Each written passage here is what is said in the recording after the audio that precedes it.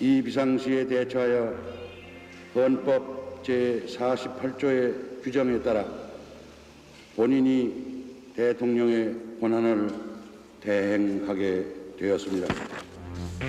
11월 10일 최규하 대통령 권한 대행은 향후 정치 일정을 밝히는 특별 담화를 발표합니다.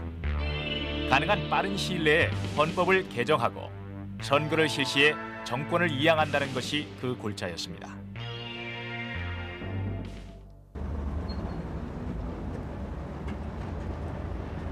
최 대통령은 곧이어 긴급조치를 해제하고 구속인사를 석방하는 등의 조치를 단행했고 정치계는 오랜만에 활기를 띠게 됩니다. 활동이 규제됐던 정치인들이 저마다 기지개를 켜면서 12월 1일 국회에서는 헌법특위가 결성되고 곳곳에서 개헌 논의가 활발히 일어났습니다.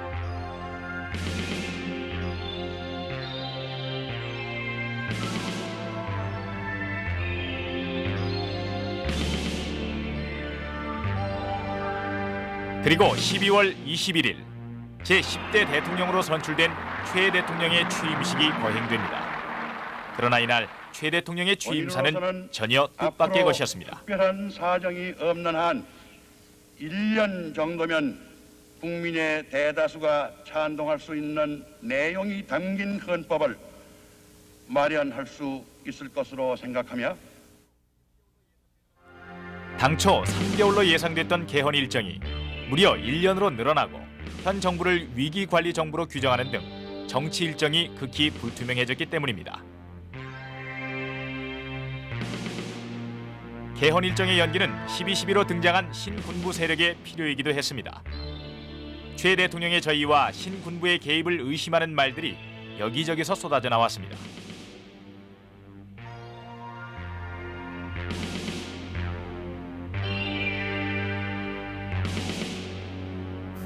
게다가 이미 국회의 헌법특위가 가동 중임에도 정부가 뒤늦게 헌법연구반까지 구성해 개헌 작업에 참여하겠다는 것입니다.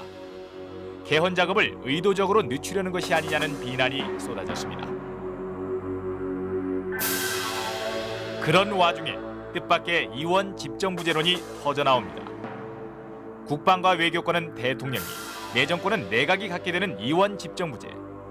이것은 현 집권 세력에게는 유리했지만 국민적 합의에 이르고 있었던 대통령 직선제 개헌과는 정면으로 배치되는 것이었습니다.